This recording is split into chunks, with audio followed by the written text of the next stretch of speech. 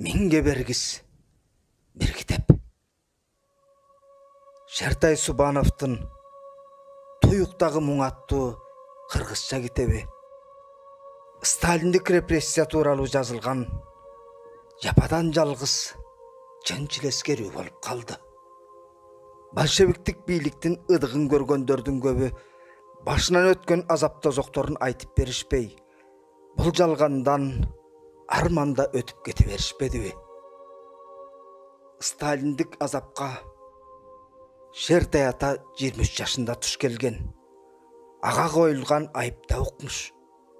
Касым Тынстанов менен Сакен Сайфуллиндин китептерин окуткан, жаш муундарга эл душмандарын жазгандарын пайдаланган деген уккан адамды айран калтырар айып менен камалып, тергөөчүлөрдүн кыйноосуна чыдап, анан калыман адамчыдагы суугунда боо түшүп өлүп жаткан шордуулардын бири болгон. Бул китеп жашында башы азапка малынып, сталиндик абактардан кайтпай калган кайрандарга арналган.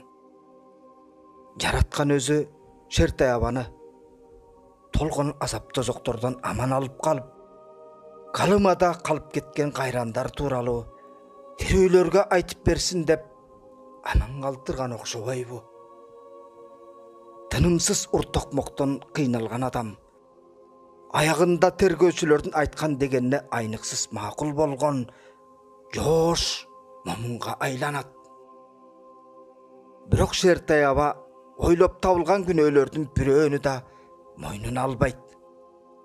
А бирок эл душмандарына айланган авторлордун китептерин окутканы чын болчу. Ал кезде кыргыз мектептеринде андан башка китептер деле жок эле. Мына эми китептин айынан ит көрбөгөн кордукту көрүп, жаны кыйналып абакта жаткандарын мынтип жазат. Көзүмдү ачсам 2 кишилик бөлмөдө жатам. Оодарлайын десем бүткүл боюм ныл болуп, сезимге баш ийбей жаны жоктой туюлат.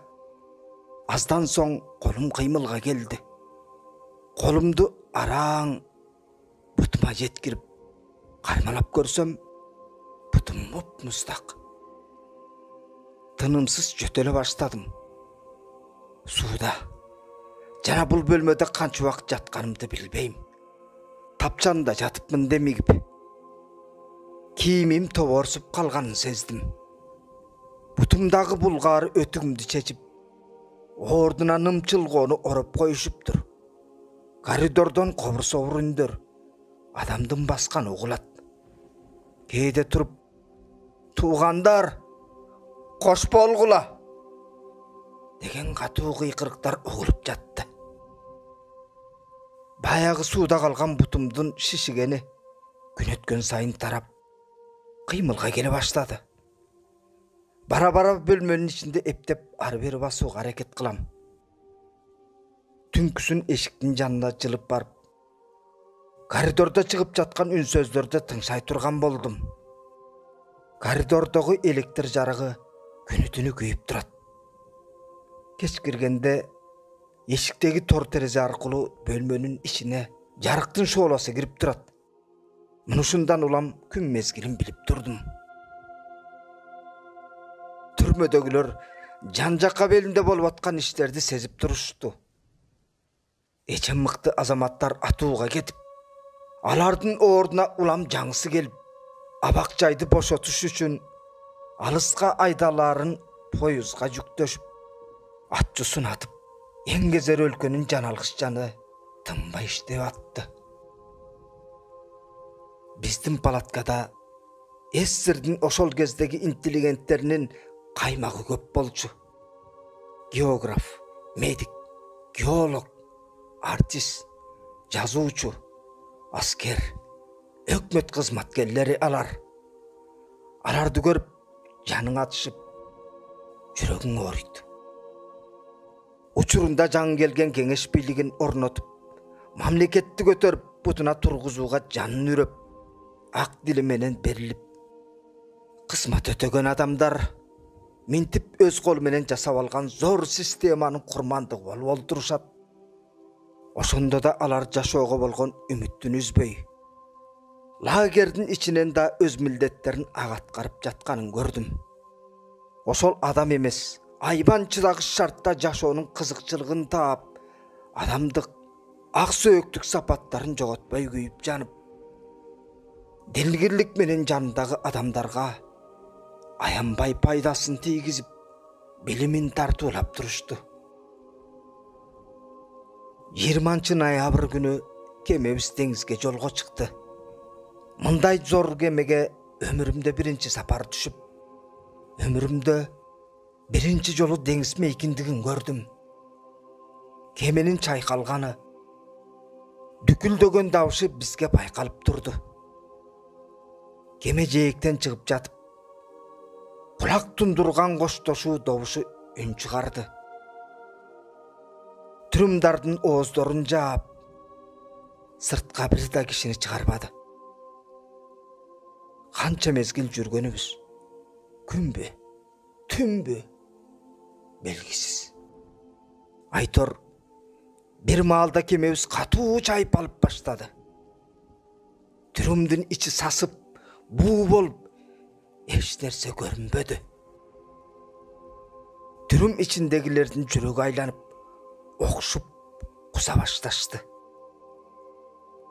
Менин жүрөгүм жакшыбы же Кудай чоңголдодубу? Жүрөгүмдө айланбады, кускум да келбеди. Бирок сыртка чыгып, таза абаа жутуп, деңизди жакшылап көрөйүн дегенге эки көзүм төрт болду.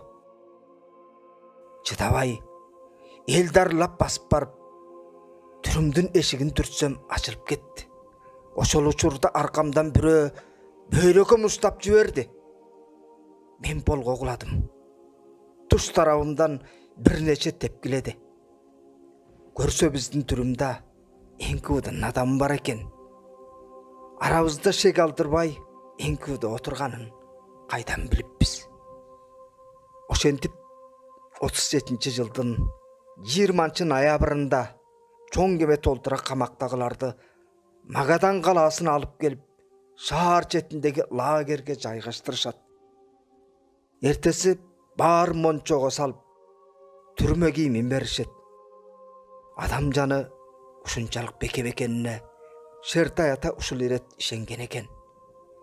Киринип жаткан адамдар ачарбактай тарбайып, сөөккө жабышкан терс эле калган. Анын өзүнүн сынган кабыргасы сыздатып, бирок жанындагы адамдардын көрүнүшүнөн чындап эле чочулайт. Аны мынтип жазат. Кабыргалары таптаана саналып, май куйруктан эчтеме жок. Эчкинин куйругундай чычаң болуп, сөөгү уркуйуп турат. Кара куштан арка сөөктөрү таз жорнукундай куркуйуп чыгып турат. Денени тарамыш менен эле тери кармап тургандай. Эгер алар болбогондо сөөк чачылып кетчүдөй. Эркиндикте казыбайлап жүргөндөрдүн териси шалбырап, көздөрү ары кирип, өңүрөйүп кеткен. Тик багып караган кишинин жүрөгүн түшүрчүдөй. Тирүү адам деген эле аты болбосо, онун катарга тизип туруп, бир соо кишиге түрттүрсө, ону тең түгөл кулап кетчүдөй. Алардын арасында мен да тирүү басып жүргөн адам деген эле атым бар. Мунушул тирүү басып жүргөн адамдардын көбү ушул жерде калып, аман калган азноолагы кийин Сталин өлгөндөн кийин боштондуга чыгып, жерине кайтмак. Бирок ал жерде деле аларды кучак жая тосуп турган эч кимиси жок. Ошондон бир тобу мына ушул Жармаралда калышат. Магадандагы мончого салгандан кийин камактагыларды Калымага карай жөө айдап жөнөшөт. Катуу суук. Жолдо тоңуп өлгөндөрдү машинеге чогултуп салып олтурушуп, акыры бир жерге келишет. Кыштын чыкырооң суугунда миңдеген адамдарды күндөп түндөп түндүктү көздөй айдап келатышат. токой аралаган жолду эле аягына чыкчуудай эмес. Шертай ата жол азабында камактагылар бири-бирине кандай көмөктөшкөнүн, оор абалга чыдай албай канчалаган кишилер боо түшүп кырылганын, айласы жок адам баарына көнөрүн белгилеп, момундай окуяга токтолот. Эртең менен ойгонсом, онтологон эле үндөр угулат.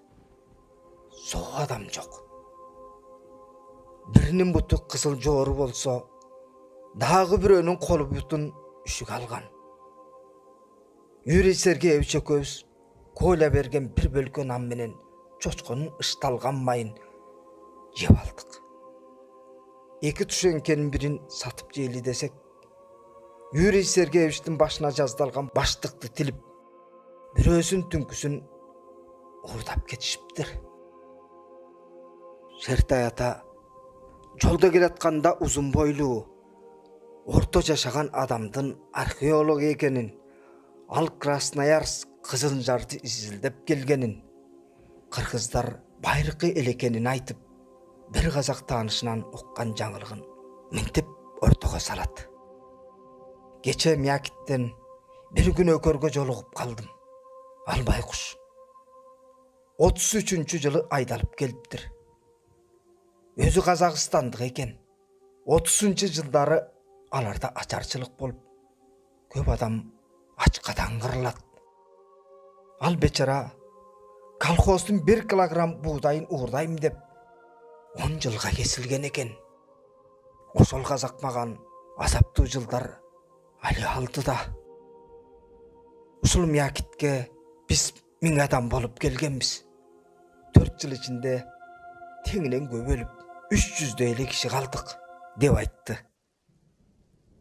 Эртеси жумуштан кийин түшкү тамакка келатсак, бир маалда эле дүңгүрөгөн үн чыгып, кулак тунуп, жер силкинди. Чөгүндөй болгон кара таш учуп келип, жанымда келаткан Украина улутундагы Солженконун башына тийди. Биз чуркурап карга жата калдык. Мынеми кайра туралы дегенде дагы бир дүңгүрөдү. Арабыздагы бирөөнүн сол ийинин шырып түштү. Жардыруу басылгандан кийин баарыбыз ордубуздан турдук. Жанагы экөө ошол эле жерден жан берген экен. Ак кардын үстүндө кызыл кан жайылып калыптыр. Ошентип өйдө кырсыктын айынан тобубуздун дагы 2 мүчөсүнөн айрылдык. Күндөр өтүп жатты.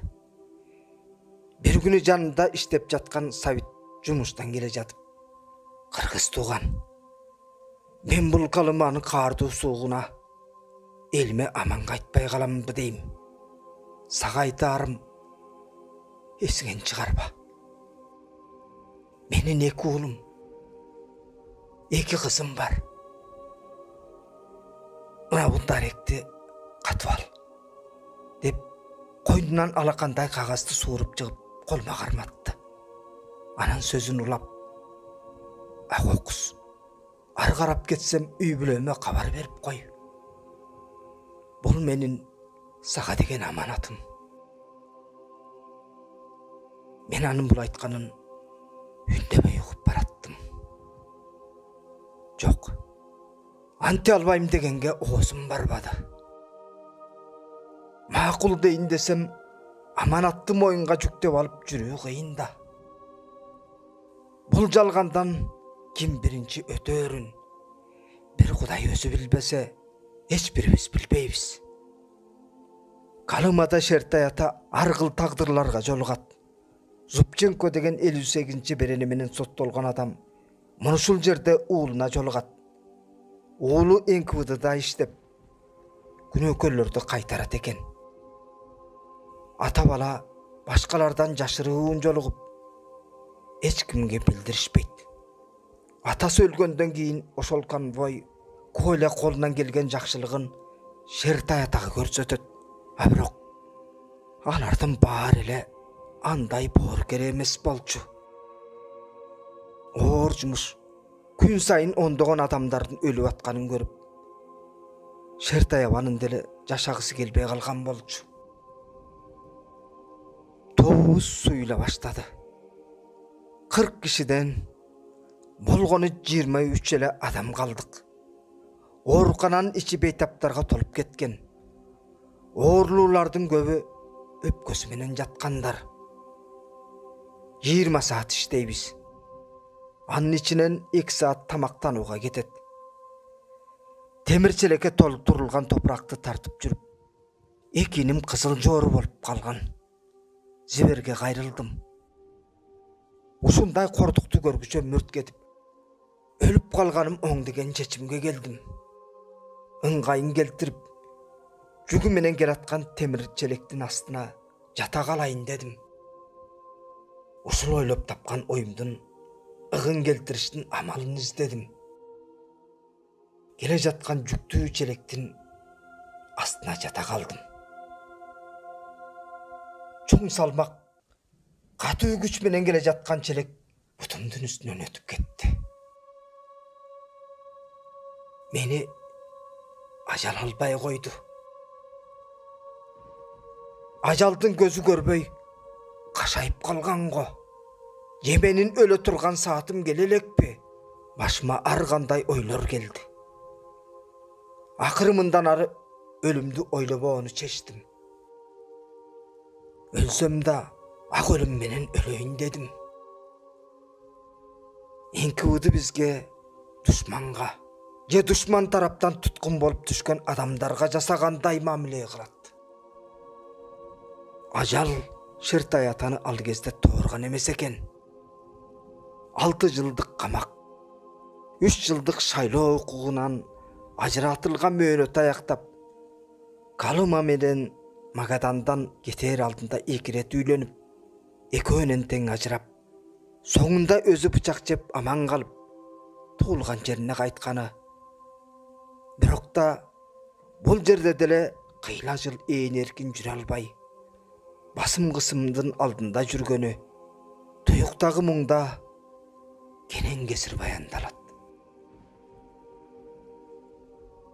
Даярдаган Бекташ Шамшиев.